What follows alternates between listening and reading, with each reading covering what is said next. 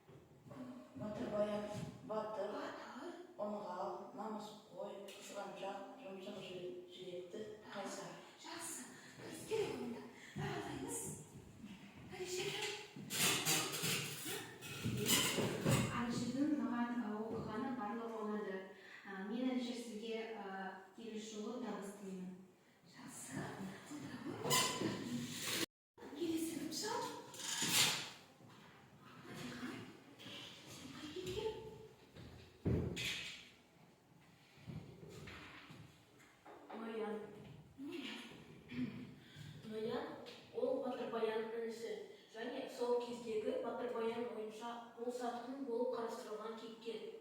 Поэманың соңында ол қалмақ қызымен бірге баянның қолынан мерт болды. Жақсы. Екі жұмыс бітті. Бәрі өте тамаша өтті. Сізге сәттілік тілеймін. Жақсы.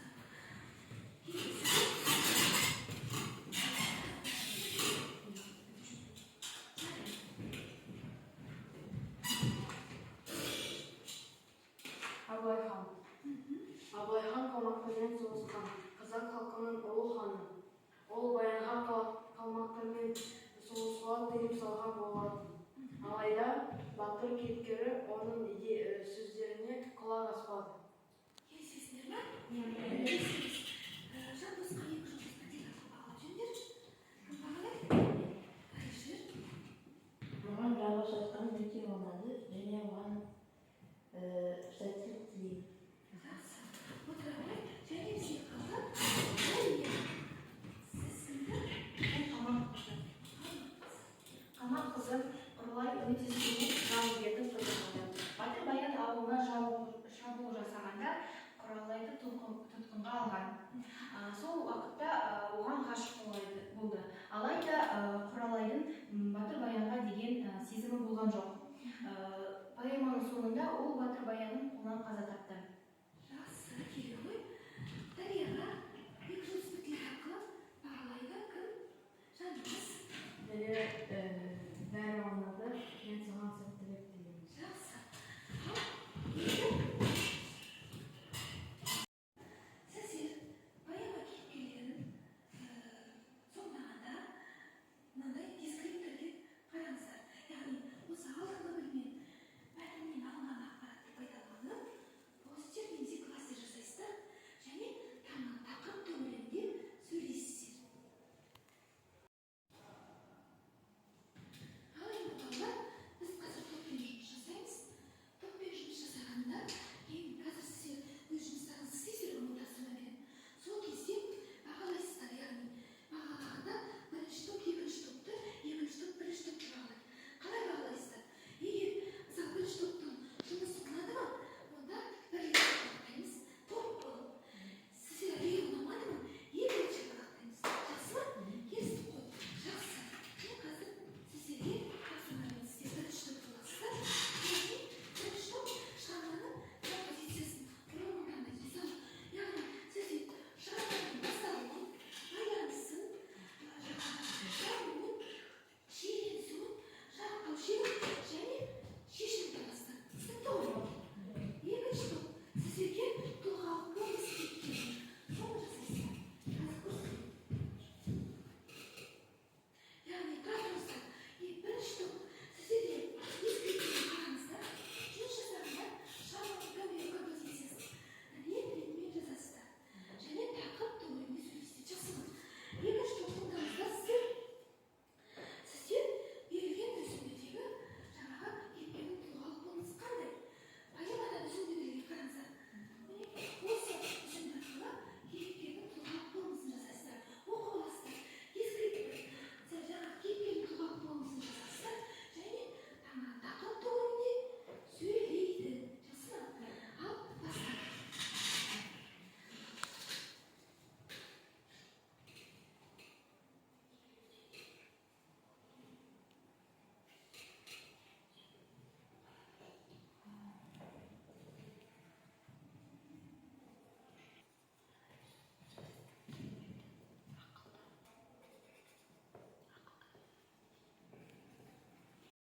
Балалар болдық па? Иә. Болсақ бірінші топтан бастайық. Келе ғой.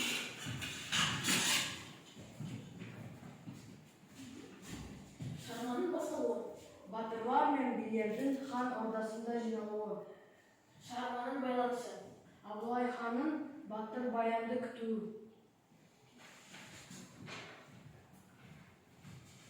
Шығарманың дамуы. Батыр баянның жауықтан қалмақ қызын алып келуі. Шығарманың шиеленісуі. Батыр баянның інісі Нояның қалмақ қызымен елден қашуы. Шығарманың шарықтау шегі. Батыр баян інісі Ноян мен қалмақ қызын мерт қылуы. Шығарманың шешімі. Батыр баянның ерлікпен қаза табуы. Жақсы. Жұмыстарыңызды Сіздердің жерге келіңіздер. Жаңа айттым ғой қалай бағалау кереккен, иә? Ал жұмысты қалай бағалайсыздар?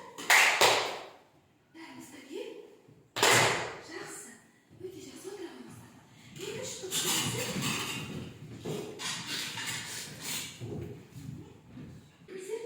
Батыр баян елін сүйген ержүрек, ақылды, қайтпас қайсар, болатай берік, намысшыл, ел рухты, сөзді батыр, баянсыз қанатты қалай жоям, бит қанай, атанбайды ханы болай немесе қанбалық, батыр баян деген жолдада баянын жайыр емес, ханның қанаты, сенімді серігі болғанын көреміз. Жай адам емес екен, иә сонда? Ханның қанаты және кімнің серігі? Сенімді серігі Сенімді болғанын серігі болған екен. Жақсы жұмыстарыңдар. Ой тоқтаған. Ал бірінші топ бағалау керекші. Жақсы. Отыра қойыңыздар. Енді балалар, біз қазір сіздердің сабағымызды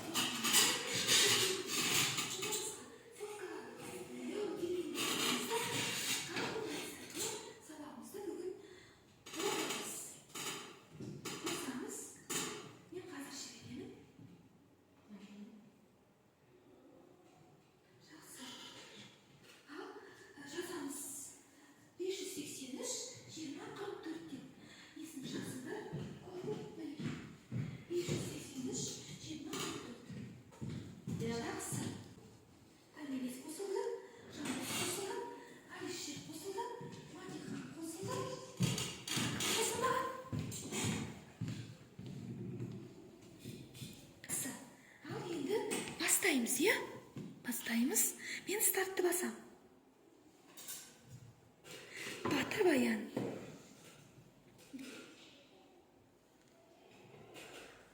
Ал Мағжан Жұмабаев қай жылдары өмір сүрді? Белгіледіңіздер ма? Иә. Жақсы. Келесі.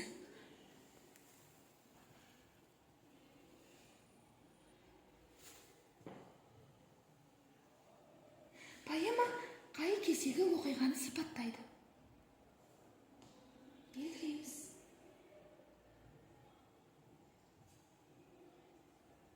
Уақыт аяқталды.